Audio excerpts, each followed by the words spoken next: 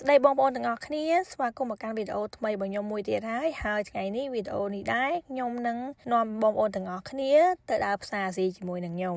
បើសិនជាបងប្អូនទាំងអស់គ្នាធ្លាប់មើលវីដេអូខ្ញុំមុនមកអ្នកនរគ្នាក៏จะដឹងហើយថាខ្ញុំនៅរឿងតែខ្សយ៉ាពីគេបន្តិចចឹងណាចឹងហើយគ្រាន់តែជិះមកផ្សារអាស៊ីមួយនេះដើម្បីទិញអីវ៉ាន់យើងប្រើប្រាស់ដូចទឹកត្រីអីហ្នឹងគឺខ្ញុំប្រើរយៈពេលជិត3ម៉ោងនិយាយទៅបើសិនជាអត់អស់ទឹកត្រីហ្នឹងទេខ្ញុំអត់ត្រូវមកហើយអ្នកទាំងអស់គ្នាដូចចង់និយាយថាយើងជាខ្មែរបើយើងអស់ទឹកត្រីហ្នឹងទៅយើងធ្វើម្ហូបអត់កើតបើសម្រាប់រឿងបន្លែរឿងអីផ្សេងវិញគឺនៅកន្លែងខ្ញុំនៅរាល់ថ្ងៃហ្នឹងគឺវាអត់មានតែបន្លែដូចជាស្ពៃដូចជាអីហ្នឹងវាមានតែស្ពៃក្តោបឬក៏អីចឹងណាភាគច្រើនបន្លែគឺមានតិចមុខមែនតើប៉ុន្តែបន្លែអាចអត់បានទឹកត្រីអត់បានទេហើយនិយាយចឹងអ្នកទាំងអស់គ្នាផ្សារនេះខ្ញុំក៏លើកជាលើកទី1របស់ខ្ញុំដែរដែលខ្ញុំមកផ្សារហ្នឹងហើយពេលដែលខ្ញុំទៅដំបូងហ្នឹងគឺខ្ញុំមិនចូលផ្សារធំហ្នឹងហ្មងខ្ញុំទៅចូលផ្សាររឿងទូចតែអ្នកទាំងអស់គ្នាដឹងឯនៅស្រុកណាក៏ដោយមិនថានៅណាឯងយើងទៅផ្សារធំតម្លៃគឺល្អជាងផ្សារតូចរបស់របរដូចគ្នាបេះបិទក៏នៅតែតម្លៃខុសគ្នាដែរខ្ញុំដើរមកសន្ទុះធំដើរទៅមកអញ្ចឹងយើងរកអីវ៉ាន់ណោះបានខ្ញុំចាប់អារម្មណ៍ថាផ្សារហ្នឹងគេទៅបើកពីព្រោះថាអីវ៉ាន់មួយចំនួនគេរៀបអត់ទាន់អស់ទេហើយតម្លៃក៏គេអត់ទាន់បិទនៅលើផលិតផលដែរនិយាយទៅបើយើងនៅស្រុកអាមេរិកនេះយើងត្រូវចេះឆ្លាតពេលយើងទៅទិញអីវ៉ាន់អីអញ្ចឹងយើងត្រូវដឹងថាផ្សារណាវាថោកទៅលើអីគេផ្សារណាវាថោកទៅលើអីគេពីព្រោះផ្សារគ្រប់ទាំងអស់មិនថោកគ្រប់សពមុខទាំងអស់ទេអ្នកនរគ្នានិយាយទៅកន្លែងនេះឡើងអញ្ចឹងហ្មងឡើងភ្លាវខ្ញុំដើរទៅយកទឹកប្រេងក្រុមប៉ុន្តែខ្ញុំទៅយកអាទឹកគេសម្រាប់ប្រឡាក់មាន់ទាំងអស់គ្នាផ្សារនេះដូចទំបើកដែរគេកំពុងរៀបចំអញ្ចឹងដល់ពេលអញ្ចឹងទៅខ្ញុំមិនដឹងថាអីវ៉ាន់គេនៅណាខ្លះឥឡូវខ្ញុំកំពុងរក oyster sauce ក៏រកអត់ឃើញណាមិនដឹងនៅណាទេនេះខ្ញុំឃើញទឹកត្រីហីទឹកត្រីនេះគេ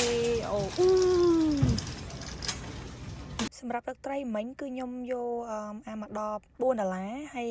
3ដបគេសល់តែ$10អញ្ចឹងគេបញ្ចុះ$2 3ដបហ្នឹងទៅហើយខ្ញុំយកអាថ្លៃហ្នឹងមួយដបហើយអ្នកទាំងអស់គ្នាបែបឆ្ងល់ថាងដល់ពេលខ្ញុំនិយាយថាអូ3តែ$25ហ្នឹង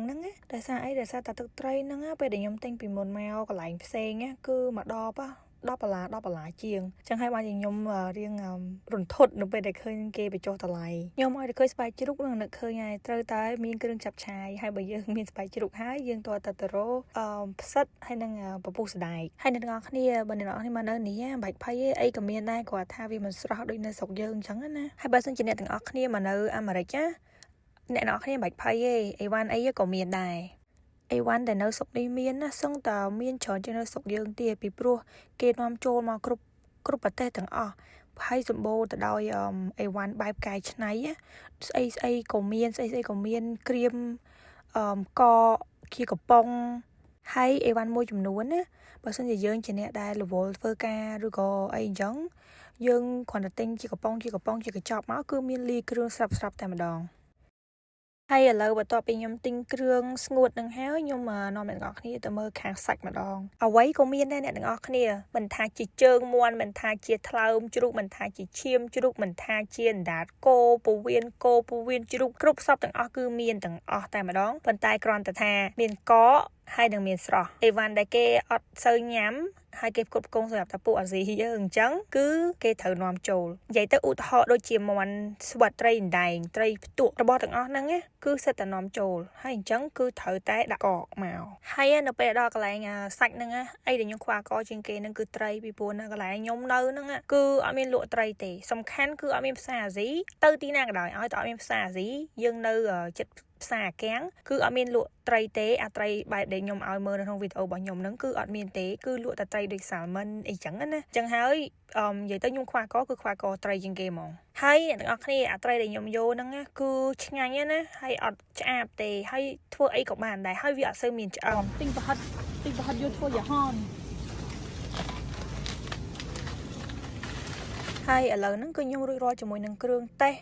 សាច់ប្រហិតអីហើយគឺខ្ញុំត្រូវដើរទៅខាងបន្លែហើយនិងផ្លែឈើម្ដងអ្នកទាំងអស់គ្នានៅពេលដែលខ្ញុំដើរនៅខាងនោះគឺអត់សូវមានមនុស្សទេនៅពេលដែលមកខាងបន្លែហើយនិងផ្លែឈើហ្នឹងឬច្រើនហើយខ្ញុំចង់ធ្វើយ៉ាហនអញ្ចឹងហើយខ្ញុំក៏មករកមានស្ពៃមានតាំងអោមានដូចជាផ្សិតម្ជុលអីចឹងគ្រប់សពទៅហើយអ្នកនរឃើញក្នុងវីដេអូរបស់ខ្ញុំមាននៅក្នុងហ្នឹងគឺមានក្តារមានអីគ្រប់សពទាំងអស់អត់តែម្យ៉ាងទេដែលខ្ញុំត្រូវការគឺតកួនអត់មានទេហើយបើសម្រាប់ការដើរទិញអីវ៉ាន់បន្លែហូបចុកហ្នឹងនៅស្រុកនេះនិងស្រុកខ្មែរ ទាំងអស់គ្នាឃើញហើយថាខុសគ្នាឆ្ងាយណាឃើញខ្ញុំមកគាត់ទិញខ្ញុំទិញឡើងមកកត្រកសម្រាប់ម៉ាសម្រាប់5ថ្ងៃឬក៏មួយអាទិត្យអីចឹងទៅឆ្លាស់បដូរបន្លែណាមុនបន្លែណាក្រោយសាច់ណាធ្វើមុនសាច់ណាធ្វើក្រោយអីចឹងណាហើយបើសិនជាយើងនៅឆ្ងាយផ្សារអញ្ចឹងទៀតណា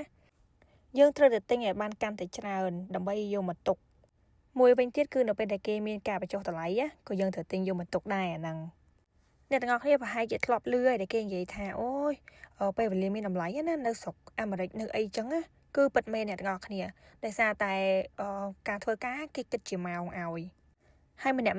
ធ្វើការជាប់អញ្ចឹងពេលខ្លះទៅគេអត់ចង់មកដើរទិញអីវ៉ាន់មួយអាទិត្យ2-3ដងមួយអាទិត្យ2-3ដងអីហើយឬក៏រាល់ថ្ងៃនៅស្រុកយើងទេ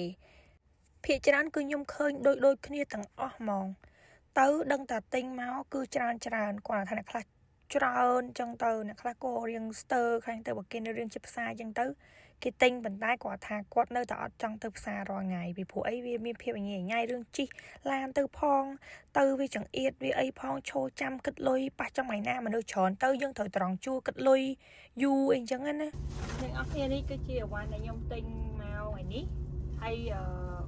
ខ្ញុំទៅថ្ងៃនេះគឺខ្ញុំទៅពី store ពីផ្សារ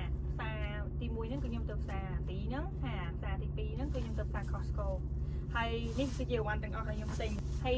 ទាំងអស់នេះអត់ទាន់អស់ទេនៅខាងក្រៅខ្ញុំនៅមានអាពងមាន់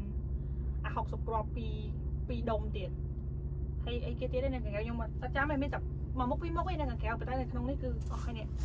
មានបន្លែមានអីគ្រប់សពមានផ្លែឈើមានហើយមានសាច់ទៀតខ្ញុំទិញសាច់ជ្រូកសាច់គោ